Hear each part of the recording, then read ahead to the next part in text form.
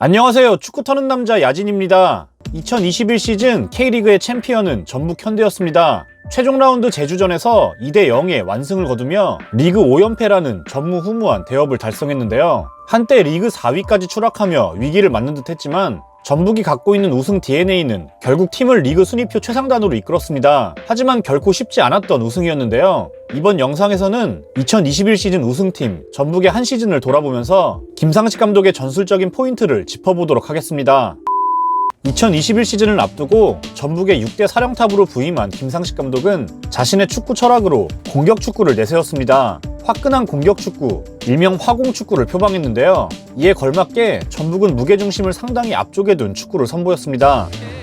전방에 많은 선수들을 두고 다이렉트한 공격을 시도했는데요. 사실 시즌 초반 전북은 전술적인 디테일이 부족했고 경기력 측면에서는 허점이 많았던 게 사실이죠. 하지만 이 시기엔 행운이 따르며 위기를 넘길 수 있었습니다. 불안했던 경기력과는 별개로 상대팀들의 실수로 인해 시즌 초에 연달아 승점을 쌓을 수 있었는데요. 뭘 해도 되는 팀이다 라는 걸 보여준 게 바로 시즌 초반의 전북이었죠. 자, 김승대 크로스.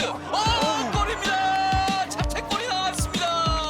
여기에 더해 전북 선수들의 개인 기량은 너무나도 압도적이었습니다. 한규원과 바로를 앞세운 측면 날개는 파괴력이 있었고 푸니모토, 이승기, 김보경 등이 자리한 2선 미드필더들 역시 리그 최고 수준의 선수들이었죠.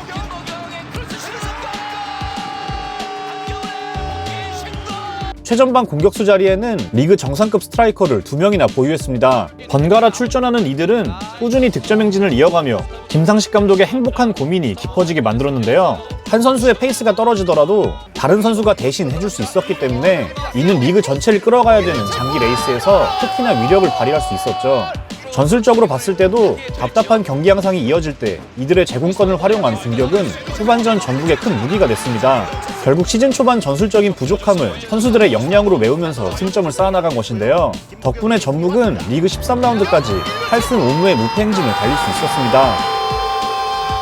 그러나 결국 디테일이 없는 전술적인 한계가 드러나고 말죠. 4월과 5월을 걸쳐 8경기 무승이라는 부진에 빠지게 되는데요.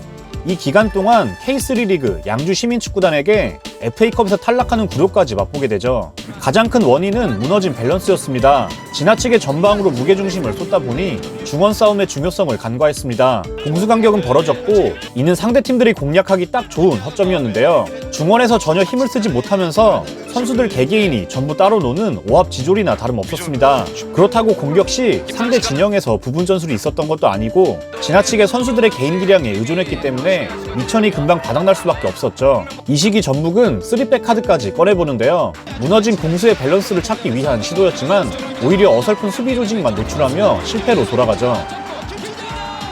전북은 올림픽 휴식기를 활용해 재정비에 들어갑니다. 우선 여름 이적 시장에서 확실한 보강을 이뤄내는데요. 문선빈이 전역하며 측면이 보강됐고 김진수를 임대로 다시 데려오면서 약점으로 지적받던 왼쪽 풀백 자리를 채웠죠. 게다가 파격적인 송민규의 영입으로 활용 점정을 찍습니다. 국가대표급 공격수로 U22 자원을 해결할 수 있었죠. 휴식기 이후 전북은 달라진 모습을 보여줬습니다. 가장 크게 눈에 띈 건 팀의 밸런스를 잡으려는 시도였는데요.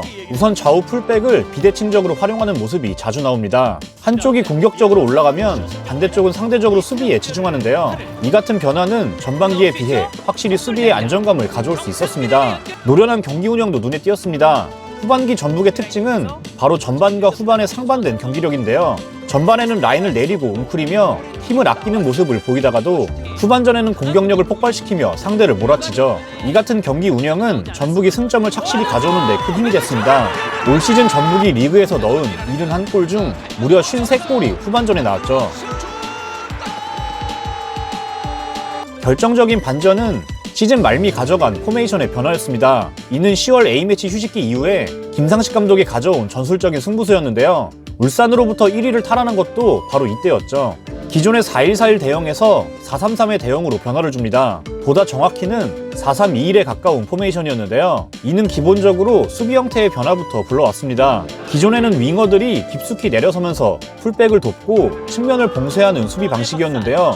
공격 자원들까지 함께 깊숙이 내려오는 이 같은 수비 방식은 결국 공격 시 다시 높이 올라가서 상대를 가두고 공략해야 하는 전북에게는 비효율적이었죠. 변화 이후엔 전방에 3명이 좁게 서면서 중앙을 막아섭니다.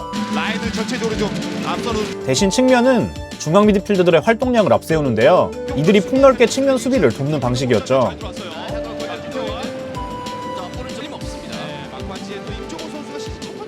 여기서 생기는 공격적인 이점은 역습의 위력을 극대화시키는 것이라고 할 수 있습니다. 공격진이 밑으로 내려오지 않고 전방에 머무르면서 전북은 수비 성공 후 빠르게 역습을 전개할 수 있었는데요.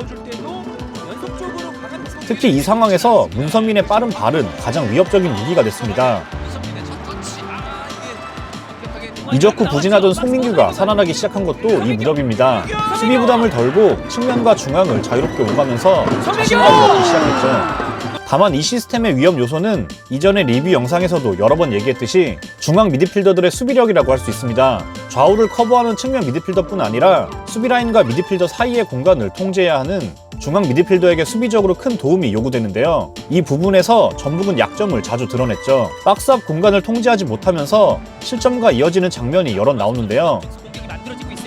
게다가 공격 축구를 표방하는 김상식 감독은 중앙 미드필더 조합을 전문 수비형 미드필더 없이 가져가는 경우가 많았죠. 특히 최영준이 부상으로 장기 이탈한 이후에는 이러한 라인업이 더욱 잦아졌습니다. 수비적인 약점을 드러내며 승점을 잃기도 했지만 시즌 말미 결국 가장 중요했던 승부처는 울산전이었는데요.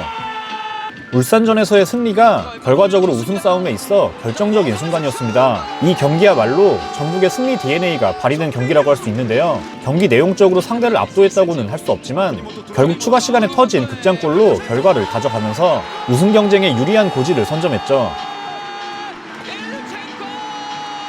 마지막으로 언급해야 하는 건 바로 홍정호의 존재입니다. 시즌 내내 수비수로서 이 정도의 존재감을 뽐내긴 쉽지 않은 일인데요. 올 시즌 최후방에서 압도적인 수비력을 보여줬죠. 사실 전북의 수비가 조직적으로 탄탄한 팀이라고는 할 수 없는데 이 가운데 홍정호의 개인 기량만으로 후방을 지켜낸 경우가 많았습니다. 특히나 29라운드 울산전에서 보여준 결정적인 클리어링은 홍정호의 한 시즌 활약을 요약하는 장면이라고 할 수 있죠.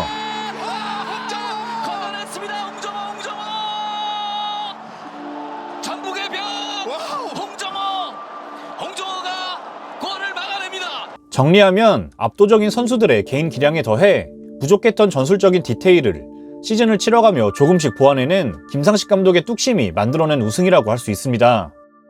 시청해주셔서 감사합니다.